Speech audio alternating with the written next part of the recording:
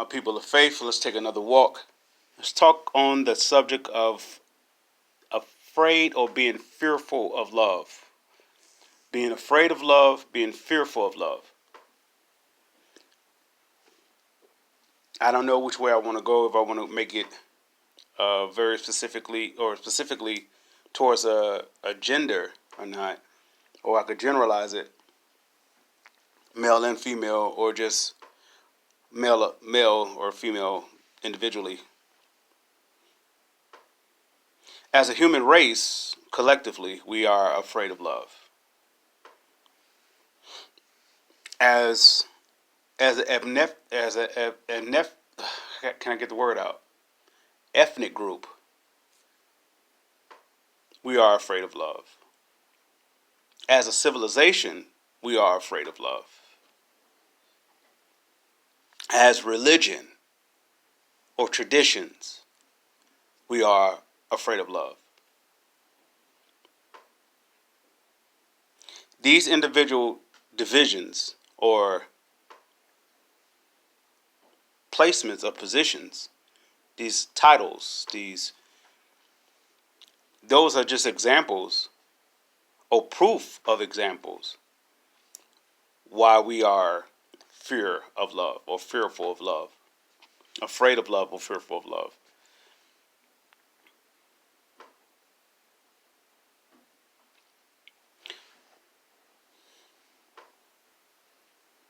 Take a man that's willing to do whatever it takes for his household. One hand, we'll say he's noble. He's honorable because he's willing to risk whatever it took to provide for his family. On the other hand, we could say, look what he's willing to do, the extent that possibly can put his family in fear. On one hand, he's approaching fear. On the other hand, he's leaving his family open to the opportunity for fear to come in. Most of us have been in that position, or we lived up under that position, that situation. We have lived up under that. Most of us have lived up under that situation where one goes out to face fear to provide, but it opens up the door of opportunity for fear to come in on the other side. So if a home is broken, you have the marriage or the married,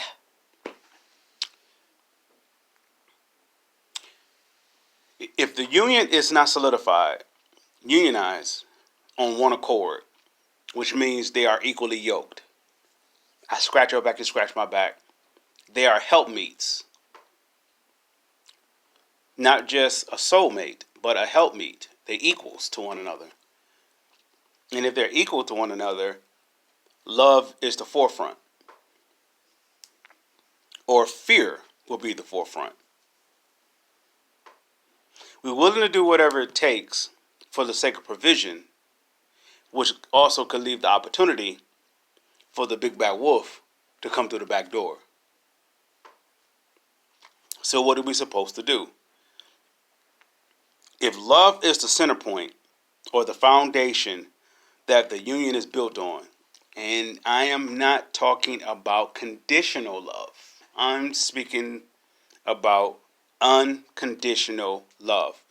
Unconditional love is without fear. It's not threatened by anything, because nothing can harm love. If the union has this as their core, as their foundation, that nothing can destroy love. Something can destroy flesh and blood, but nothing ever created can ever destroy love. If they're willing to defend that, they have no reason to be afraid.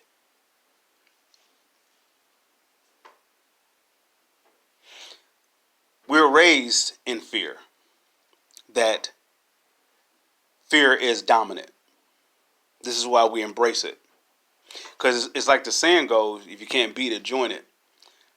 But you can beat fear. But we just don't use the right weaponry, whatever how you want to say it. We will use flesh and blood to confront the spirit of fear. But you can't. It's a spirit. How can you fight the air? You're going to defend yourself. How can you fight the air? You can only defend yourself. How can you fight the wind? You can only defend yourself. You can't fight it because you don't know where it's coming from, or where it's coming from, or or its intentions. You don't. You just know that it's coming. I mean, you just know that it's there when it's there. I'll say it that way. So you defend yourself. If you if you have love as the foundation, the unconditional love as the foundation, and you defend unconditional love, that you're not willing to betray it for anything, you have unconditional love back. Unconditional love would say, that woman, that man is not your husband or is not your wife, so why are you looking at them like that? Fear would say, you are a god in your own eyes. You can do whatever you want. It's not going to hurt you to look. You're a man, you're a woman. It's what you're supposed to do. This is what fear says. So now you have compromised the opportunity for unconditional love. Love will never abandon us. We will abandon love. And we will abandon love for the sake of fear. Nothing else is optional, because nothing else is stepping away from love. Only thing that's stepping away from love is fear. Nothing else is stepping away from love. If you're talking about guilt, if you're talking about condemnation, if you're talking about pride, arrogancy, if you're talking about anxiety, you're talking about depression, stress, you talk about manipulation, seduction, temptations. You talk about torment, toiling, turmoil, misery, agony, disappointment,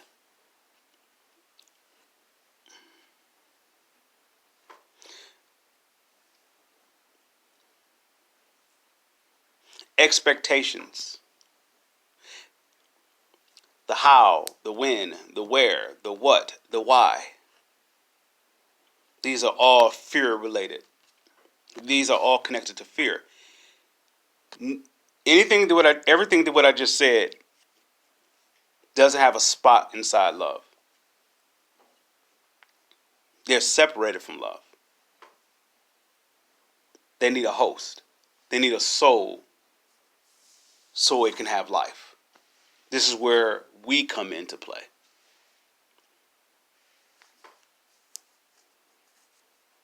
How does a man or a woman know how to do such things to a person that doesn't love them? Like, how would I know how to rape a woman or rape a man? It would have to be something of a thought that's outside of love that have entered inside my soul. My mind, my will, my emotion, my intellect, and my imagination have entertained that thought and created a world, a reality, where that is optional. To grab somebody by force against their free will, regardless if it was a man or a woman, to demonstrate an action that's not fear related. This is what fear would like to do. And this is what fear has done throughout the population of humanity. It doesn't matter what ethnic group that you're a part of. It doesn't matter what part of society you're in. It doesn't matter what tradition or religion that you're a part of. He have infiltrated the structure of mankind through this I won't say it was. It's calculated on his part, but it's calculated by the ignorance of our part. If we were thrust inside love and we defended love, Satan himself, or the spirit of fear itself, has nothing. It is automatically summons to be tormented.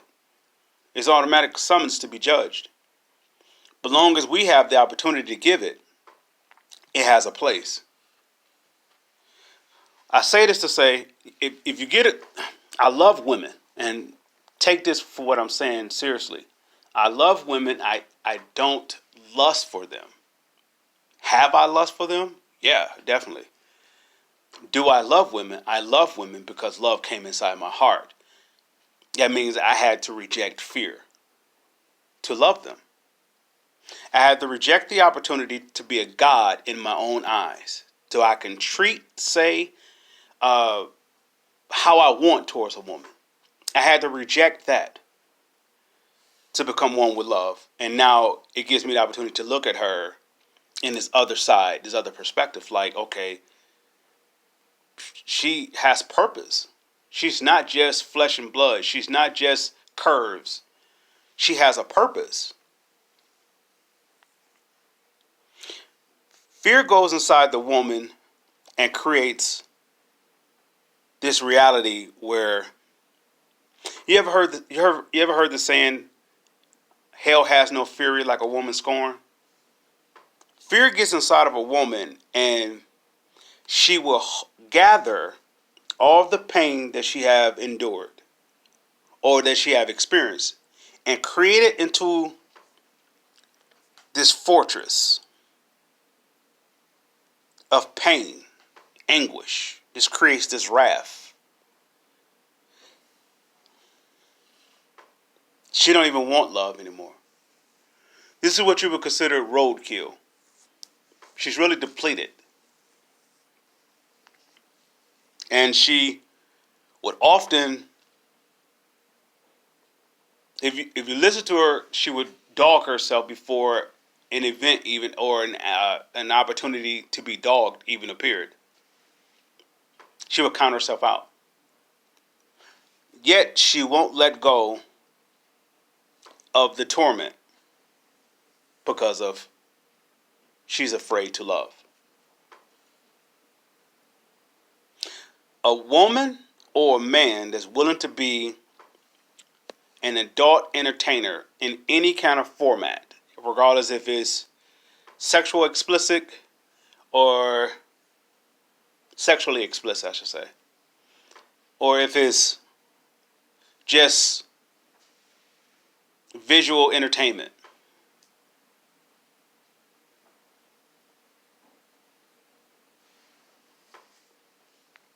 They're afraid and fearful to love.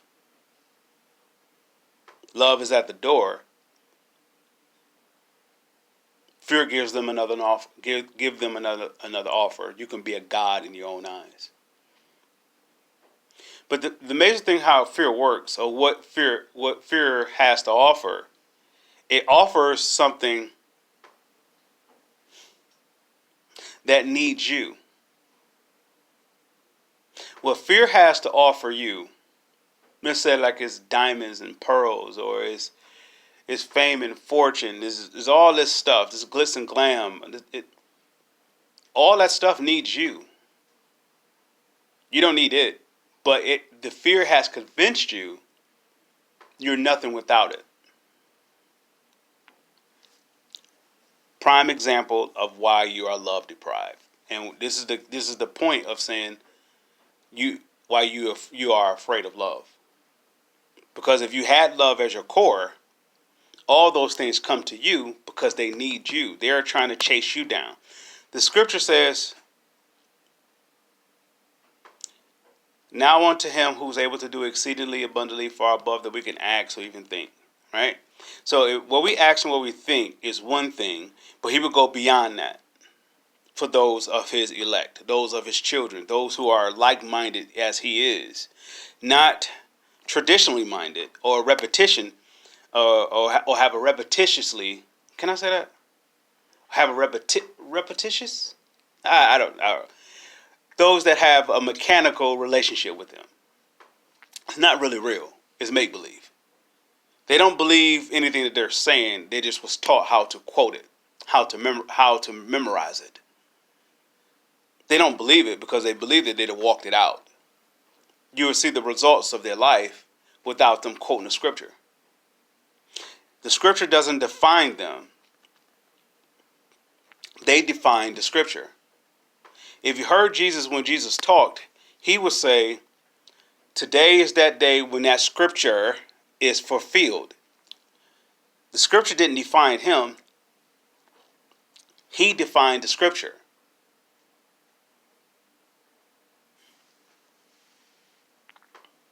Same thing goes for the woman. I love women. This is why I mainly direct my, I ain't gonna say mainly, but in most videos I direct it towards a woman because she's isolated. And if one video can reach one woman to be a drop in her bucket of life, of restoration, rebirth, resurrection, whatever you want to call it, so be it. A woman is beautiful, and I'm not catering to her because what I can gain from her.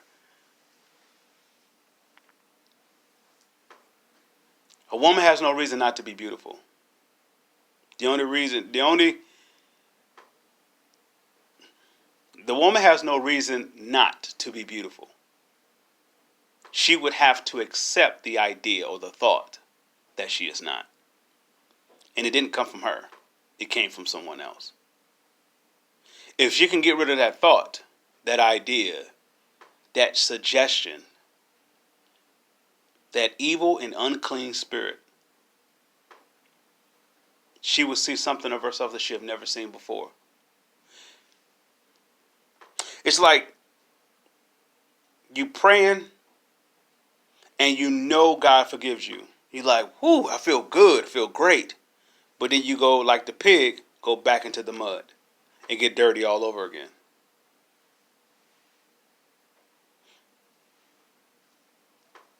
This is the only flaw that I believe that a woman has. There's a woman in the Bible called Mary Magdalene. And if you're familiar with the story, okay, I'll briefly talk about it. She was caught in the act of adultery. And in that time, if the woman, or I don't know how it works with the woman or the man, but in this case, it was the woman. If the woman was caught in the act, she was sentenced to be stoned to death. I don't know how that policy didn't work for the man too as well, but anyway, they caught her, and they threw her on the ground, whatever, and they got their rocks, and the community, whatever, is getting ready to stone her. So Jesus is walking about, and he just walks around, he walks towards her, and nobody threw a rock yet. He just walked towards her, and he goes on to say, any of you without sin, cast the first stone. They all dropped their rocks.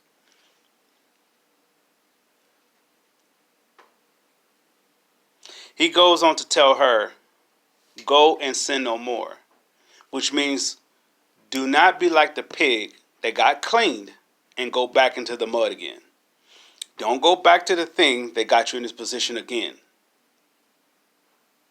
That will be fear-based. The only reason that she would go back to what she got delivered from is because she was afraid.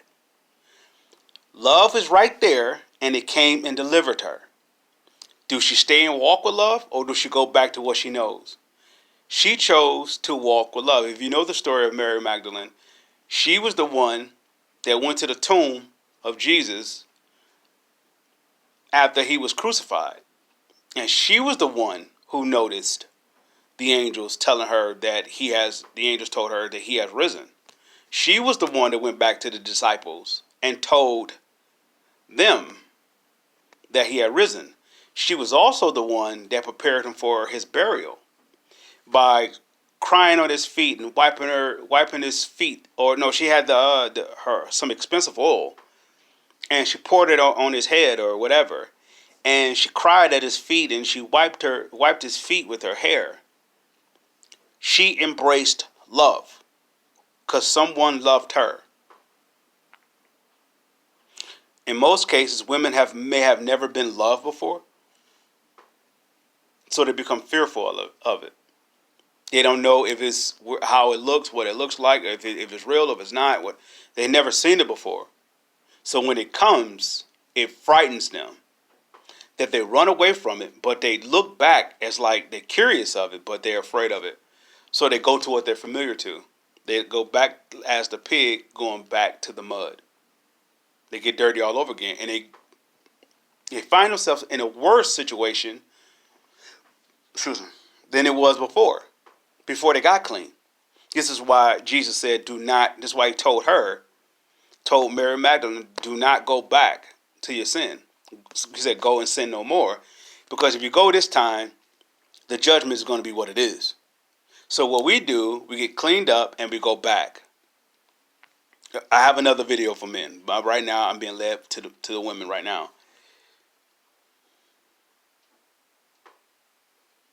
If you notice in that story, they all the community, the people of that town, they all had rocks ready to stone her. Jesus said one thing: "Any of you without sin, cast the first stone." And they all dropped their rocks. Why did they drop their rocks? Why didn't they stone her? And why didn't they stone him? Because love is the most powerful, or love is so powerful, there's nothing that could penetrate love. Love is so powerful, it can't be divided. Fear can be divided. Because fear, a person that's of fear can leave fear and go to love. Love itself is like a continuous cycle. It doesn't stop.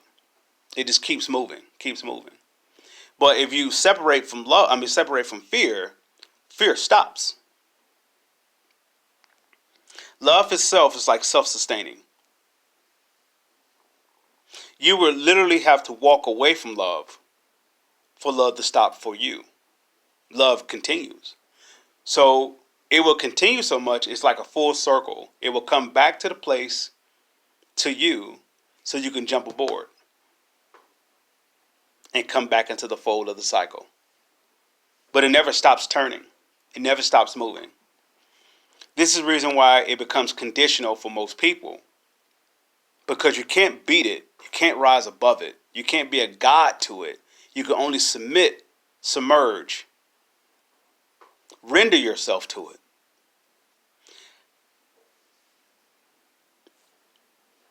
Most people try to conditionalize it because fear has entered into their soul to say you could be a god in your own eyes. So they make it conditional till it fits them very specifically. You don't love me unless you do this, or I won't give you love unless you do that. I've done it. Countless amount of times I've done it. I tried to conform, or I tried to make people, particularly when I was dating a lot, I tried to make women into this image where it fit me and suited me, but it didn't suit them. So it was no love at all. And by them not knowing what love is, that wasn't my intention to take advantage of them. I didn't take advantage of them indirectly. I just was selfish of what I wanted. And I wanted it done my way. So there was no love to be given to them, and there was definitely no love to be given to me. Of course, you can imagine how it ended. Each worse than the next, or, whatever. But if love is not the foundation, and you may not get it from your upbringing, you may not discover it in your own household or whatever. But you can freely discover it by asking love itself. Love itself, to say God the Father is love. Bottom line, let's say it that way. He is love. And he created us a son before the foundation of the world because he knew that there was going to be an opposition. And the purpose of his son that was created was to put everything that the opposition have stolen away from love, to put everything back where love was. He redeemed mankind, regardless if mankind wants to walk in that redemption or not. But he redeemed mankind, regardless if mankind believe that he did it or he does not. It doesn't matter. He did it. We can all be back in right standing with love, and we in this walk of life, in this reality on this earth, it will always be good versus evil, love versus fear. Now, going back to the story. Why didn't they stone Jesus, or why didn't they stone her after Jesus made that declaration? Because Jesus was the most powerful. He was 100% love. If 100% of love was at your doorstep, how could you deny it? How could you fight up against love? You can only bow down to it or walk away. You can only surrender to it or walk away. That's why it's the most powerful. Because you can't fight it. It created everything. Somebody may say, well, then how did the world get so disastrous? Well, we just covered that, but we'll cover it again. Fear was the opposition. It goes like this. If you walk in love, nothing can touch you. Nothing. The threat that something can is the best that a threat can do. The thought that something can is the best that thought can do. That's why you have no reason to be afraid, because fear can't do anything to you. The thought, what it looks like, can't do anything to the actual soul. You will have to render yourself to that fear. You have to submit yourself to fear. Say like, yes, you can. And fear, you're most powerful. You can hurt me. For fear actually to hurt your soul, to get inside your soul, to torment your soul. And once it's inside your soul, it will remind you repeatedly that you are afraid of this very thing. That's called torment. That's going to be a torturous thing. But if love is your foundation, and I'm like, once again, not fearful love, that's conditional. Unconditional love, it has no fear. This fear is Jesus Christ. This is why Jesus is Lord. He conquered sin and death. Sin and death is fear-based. It has nothing to do with love. He conquered it. I don't understand why people have a problem with Jesus. I understand if they don't want to believe in him. Yeah, but to say like all that stuff they said about, what did he say that's costing you anything? The teachings of him, what did he say that's costing you anything? Well, it doesn't work. Well, it doesn't work for you. It works. Love always conquers all. And love is so powerful, it doesn't need 10,000 or a billion. It just needs one. And it could transform any situation. It just needs one person to render, submit, submerge to love. It just needs one person. It don't need multiple people to do it. Multiple people will do it. You're talking about an oasis of blissfulness, of whatever. And now we're talking about a paradise. So like you got a house full of 10 people. There's, a family of 10 that stay in one house. All you just need is one person to submerge, to walk in that authority of love. It would transform their whole house. And if that one person so happened to leave, you'll see how the house will fall apart. Love is the most powerful. And this is proof that a man or a woman, if they get into the act of, I hammer down hard on pornography because it was a thorn and has always been a thorn in my side. The reason why pornography is considered so perverted or perverse because it has no love in it. It only can hurt you. Person like, well, how can sex hurt you? It feels good. Yeah, well, that feeling has nothing to do with love, so that feeling is going to torment your soul. And I guarantee you that feeling is going to lead you to a decision that's going to torment you even more. Let's say like if you run into you got a brand new car and all of a sudden your engine does a thing. It's a brand new car, but your engine does a thing. If you don't have love as your core, fear is going to cause you to panic, anxiety, blood pressure, stress, whatever case may be. So you're going to have to relieve that.